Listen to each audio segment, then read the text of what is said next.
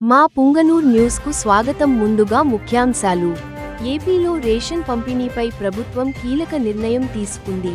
9,000 ration వ్యాన్లు రద్దు చేసింది. జూన్ 1 నుంచి చౌక ధరల దుకాణాల్లోనే రేషన్ పంపిణీ చేయనున్నారు. చిత్తూరు జిల్లాలో భారీగా వర్షాలు. కుప్పంలో సీఎం కాన్వాయ్ ట్రయల్ రన్. పుంగనూరులో ఈ నెల 22న హనుమాన్ జయంతి వేడుకలు.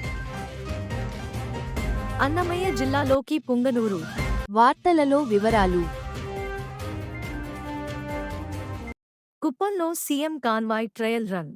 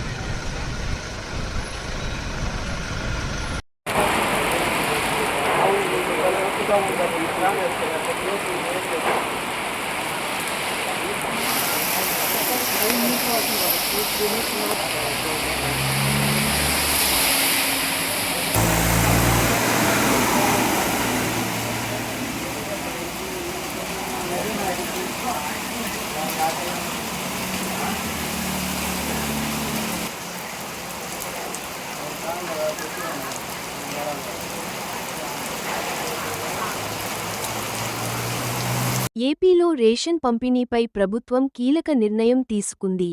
9,000 రేషన్ వ్యాన్లు రద్దు చేసింది.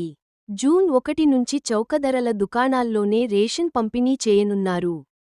15 రోజులు ఖాళీగా ఉండేటట్టు, ఖాళీగా ఉన్నా సరే ఆ డ్రైవర్కి ఆ ఖర్చులకి కార్పొరేషన్ నుంచి భరించేటట్టు ఈ నిర్ణయం తీసుకోవడం అనేది చాలా ఆశ్చర్యకరమైన విషయం.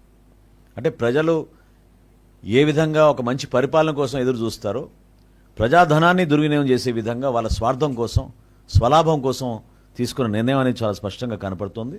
ఈరోజు క్యాబినెట్లో మేము తీసుకున్న డెసిషన్ జూన్ 1వ తారీఖు నుంచి ఫేర్ ప్రైస్ షాపుల ద్వారానే పీడిఎస్ రైసు లబ్ధిదారులందరూ కూడా చేరవేసే విధంగా ఒక నిర్ణయం తీసుకున్నాం.